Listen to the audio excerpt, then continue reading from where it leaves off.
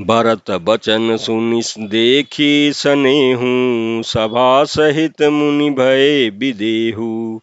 भरत महामहिमा जल राशि, मुनिमति ठाड़ तीर अबलासी।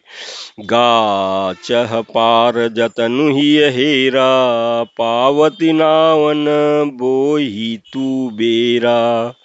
और करी को भरत बढ़ाई, सरसि सीप की सिंधु समाई।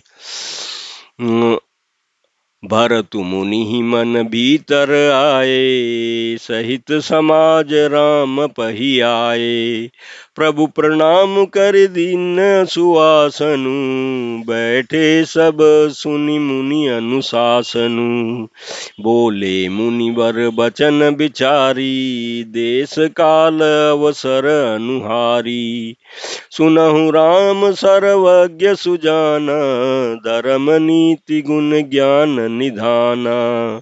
सबके उर अंतर बसहु, जानहु भाउ कुभाउ। पुरजन जननी भरत हित, होहि कि कही उपाउ। प्रमात सियावर रामचंद्र शंकर जीव जो। अयोध्या कांड दोहा 257। इस चौपाई के प्रसंग में तुलसीदास जी कहते हैं कि भरत जी के वचन और उनका प्रेम देख कर के सारी सभा सहित मुनि वशिष्ठ जी विदेह हो गए, किसी को अपनी देह की सुधि न रही।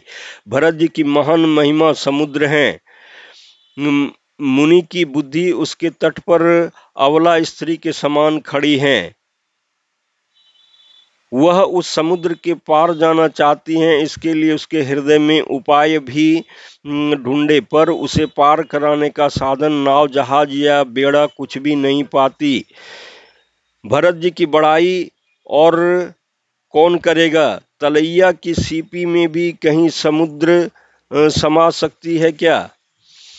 मुनि वशिष्ठ जी के अंतरात्मा को भरत जी बहुत अच्छे लगे और वे समाज सहित श्री रामचंद्र जी के पास आए। प्रभु श्री रामचंद्र जी ने प्रणाम कर उत्तम आसन दिया। सब लोग मुनि की आज्ञा सुन करके बैठ गए। श्रेष्ठ मुनि देश काल और अवसर के अनुसार विचार करके वचन बोले। हे सर्वज्ञ, हे सुजान, हे धर्म नीति गुण और ज्ञान के भंडार राम, सुनिए।